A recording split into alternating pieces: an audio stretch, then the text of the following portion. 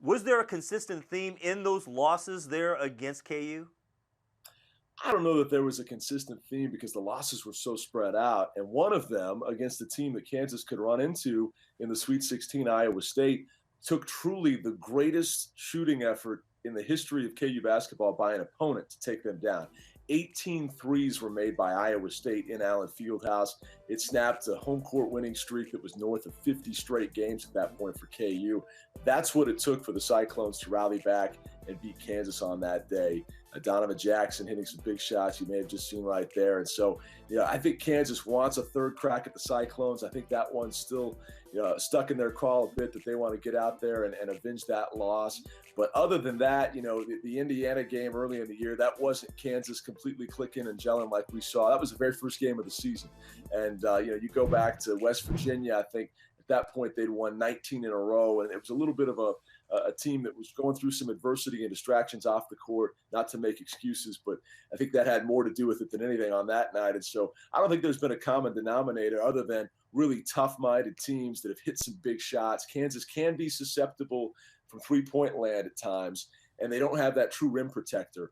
But beyond that, they've just run into some really tough efforts on the handful of nights that they've lost. And to be honest, I don't really even look that deep into the TCU game because they weren't truly whole with Josh Jackson suspended. I think the thing that you love about this Kansas team is their ability to win the close games. In the regular season, there were 12 games that were decided by 6 points or less. 12 two-possession games. They went 10-2 in those games. So I think that gives Kansas fans a lot of confidence that in a year where if you're going to play 6 games, maybe all 6, maybe 5 of those 6 are really close, they went 10-2 in the two-possession games. Also in the regular season, 12 times they were down by at least 8 points. They went 11-1 in those games.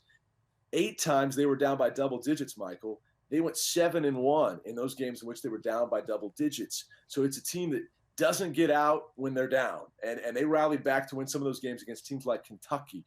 So it's a team that clearly sticks together, fights through adversity, and doesn't ever seem phased, even if it doesn't go their way early. I think that bodes well for Kansas in a deep run in March. All right, so you mentioned the Cyclones and what they had to do, their shooting effort that they had to pull out against Kansas in order to beat the Jayhawks. Any other teams that you see in that branch of the bracket that could stop Kansas, let's say, from getting to the Elite Eight? Well, if they're lucky enough to get to Kansas City, and Bill Self would tell you he feels like their potential 8-9 draw was the toughest of any on the 8-9 line in Miami and Michigan State. You look at Jim Larinaga and Tom Izzo with his 7 Final Fours. Larinaga's taken Miami to a couple of Sweet 16s. I think they're leery of what awaits in round 2 should they get there. But beyond that, I think Purdue was a team that all Kansas fans had circled as a team you didn't want to see because they're one of the biggest teams in America. We all know about Caleb Swanigan and everything he's done this year as an All-American stud inside.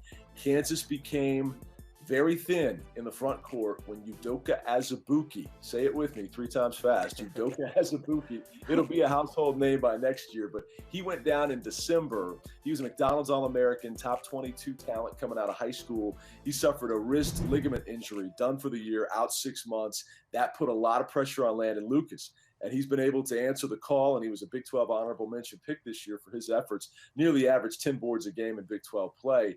But without Udoka, they're very thin. And Lannon's the guy you got to keep out of foul trouble. Lannon's the guy you got to get a lot from in the interior and rebounding because they're not very stacked behind him. They need more out of Carlton Bragg and Dwight Colby more consistently going forward. We've seen flashes of it, but they need that sustained. And if you run up against a team like Purdue that has so much big man depth and 2 true post studs, I think that's a concerning matchup before you get to the Elite Eight and start talking about the Louisvilles and Oregons of this Midwest region.